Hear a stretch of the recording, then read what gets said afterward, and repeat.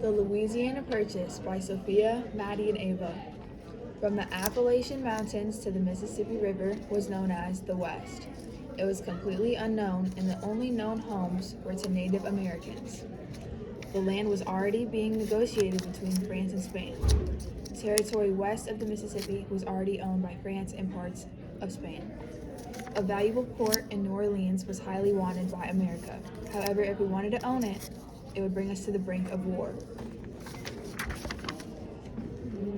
New Orleans was originally owned by France, but after losing the French and Indian War, France was weakened and had to give up their territory, including New Orleans.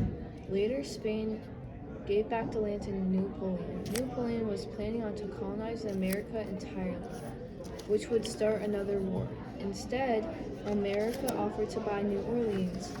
France instead offered the entire territory. The Constitution said nothing about the right to buy this land, but Jefferson believed in the public of small farmers. So on April 30th, 1803, America bought the land for $15 million, about 3 cents per acre, and it doubled the size of America. Since 1802, Jefferson planned on an exploration out west, so Jefferson chose 2 men to lead the exploration, Captain Meriwether Lewis and Lieutenant William Clark. Together they created a group called Corps of Discovery.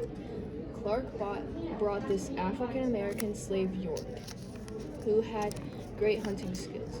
Lewis and Clark and 40-plus men set out in the summer of 1803 in St. Louis. Goals were to find the water route to make good relations with the Native Americans. They spent the winter of 1804 with the Mandan tribe. In the spring of 1805, Lewis and Clark came across 17-year-old Sacagawea and her baby Palm. They came near the Rockies. The men had to carry boats and supplies for 18 miles, which took them around 2 weeks. On the way, they met the Shoshone tribe. The chief was surprisingly Sacagawea's brother. They traded supplies for horses in November of 1805. Clark wrote in his journal, "Ocean in view, oh the joy."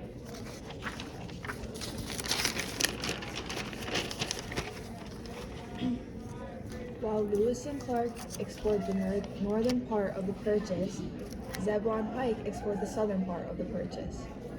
Pike's goal was to find sources of the Arkansas and Red Rivers. When they reached the Arkansas River, they followed it to the Rockies. Pike spied a peak south when they hit the Rio Grande, not the Red River, and they were arrested by Spanish soldiers. They were released in 1807 and came back. Although they did not find the Red River, they have descriptions of the Rio Grande and the Great Plains. The first American came back with adventures, geographicals, and scientific information. This information would become long-lasting.